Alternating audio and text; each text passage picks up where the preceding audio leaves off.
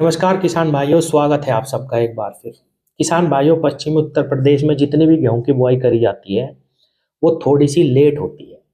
ज़्यादातर मेरे गन्ना किसान भाई अपने खेत खाली करने के बाद गेहूं की बिजाई करते हैं, इसीलिए हमारा गेहूं थोड़ा सा पछेता रहता है। जबकि हरियाणा, पंजाब हो या पूर्वी उत्तर प्रदेश हो, यहाँ पे गेहूं की बुआई ज़्यादातर सितंबर अक्टूबर में करी जाती है।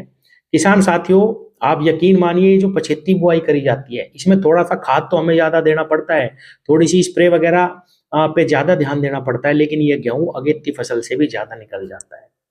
हर साल आप देखते होंगे, या तो दिसंबर के लास्ट में या जनवरी में एक बार मौसम खराब जरूर होता है, और जितनी भी अगेती बुआई का गेहूं है, हर साल की मैं बात कर रहा हूँ, इस साल भी हुआ है, जितनी भी अगेती बुआई है गेहूं की वो सारी की सारी गिर जाती है, क्योंकि तगड़ा हो जाता है गेहूं बहुत ज्यादा ज्यादा अगेती बुआई के कारण, और वो सारी फसल गिर जाती है। जबकि पश्चिमी उत्तर प्रदेश का किसान जो लेट बुआई करता है गेहूं की, वो अच्छा उत्पादन ले जाता है हर साल।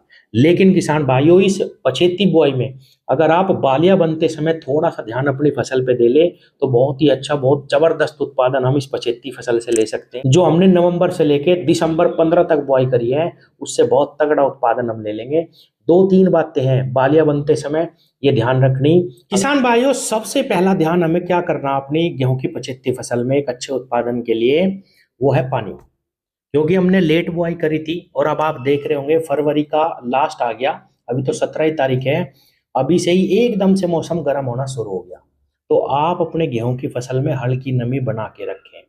किसान भाइयों, अगर एकदम से बहुत ज्यादा गर्मी में आ जाएगा गेहूं, तो उसमें बहुत अच्छा उत्पादन आप बिल्कुल नहीं ले पाएंगे। तो ये सबसे जरूरी काम है कि हल्की नमी अब आपको रखनी है इन लेट बुआई में अच्छा उत्पादन के लिए, सबसे जरूरी काम। दूसरा, कुछ किसान क्या गलती करते हैं कि भाई डीएपी डाल दी इस समय पे, या कोई न्यूट्रिशन दे दिया उसको जमीन के माध्यम से। किसान भाइयों, इस वक्त जमीन में कुछ ना डालो, केवल स्प्रे के माध्यम से आप इसमें बोरोन और जिंक का छिड़काव कर दो। दाना बनते समय जिंक और बोरोन बहुत ही जबरदस्त रोल निभाता है गेहूं की फसल में। 1 ग्राम प्रति लीटर के हिसाब से आप बोरोन ले सकते हैं। और किसान भाइयों, अगर जिंक की कमी लग रही है आपको, तो हल्का फुल्का पीलापन नजर आ रहा है, या अगर आप जिंक वैसे भी ले लेंगे, तो गेहूं की फसल में बहुत ही अच्छा लाभ आपको देखने को मिलेगा।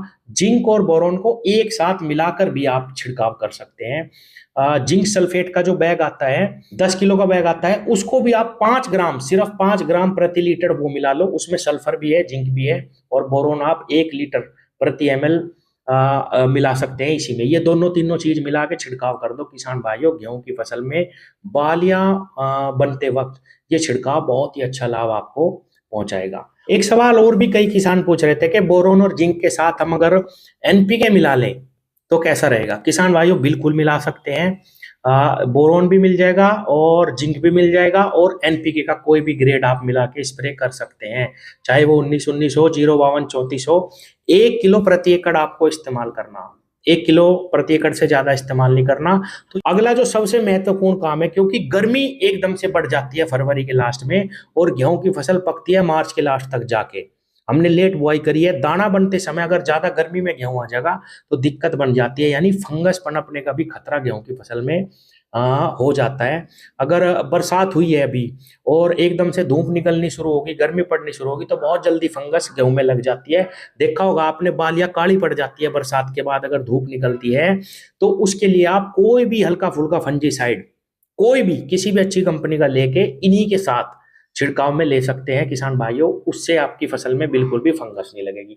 जैसे कार्बेंडाजिम मैनकोजेब हो गया, या एजोक्सीटेबुकोनाजोल हो गया किसी भी कंपनी का, यानी हल्का फुल्का फंजीसाइड आप इसके साथ ले लेंगे। स्प्रे अगर आप कर रहे बालियां बनते समय, तो आपको बहुत अच्छा लाभ मिलेगा, बिल्कुल भी फंगस उसमें नहीं लगेगी।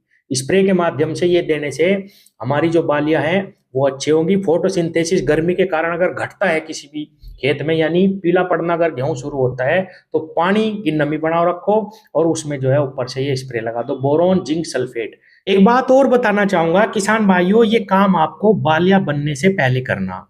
अगर पूरी बालियां बन चुकी है गेहूं में, तो ये स्प्रे आपको ज्यादा लाभ नहीं पहुंचाएगा। उस स्थिति में आपको ध्यान सिर्फ ये रखना कि आपके गेहूं के खेत में कोई रस्ट तो नहीं है, मतलब कोई फंगस जनित बीमारी तो नहीं है। केवल ये ध्यान रखना, अगर बालियां बन चुकी हैं तो, अगर नहीं बनी है तो ये स्प्रे कर दो। एक बार फिर दोहरा देता हूँ, बोरोन लेना है, जिंक लेना है, उसके साथ आप एनपीके भी मिला सकते हैं। कोई भी ग्रेड 05234 या 1919, 1 किलो बस। और बोरोन की मात्रा 1 ml प्रति लीटर से ज्यादा नहीं लेनी। जिंक घुलनशील मिल जाता है तो ठीक है, नहीं तो जो जिंक सल्फेट का बैग आता है वो 5 ग्राम प्रति लीटर आप ले सकते हैं। इन सबको एक साथ मिला के स्प्रे करी जा सकती है, बहुत अच्छा लाभ देखने को मिलेगा। धन्यवाद।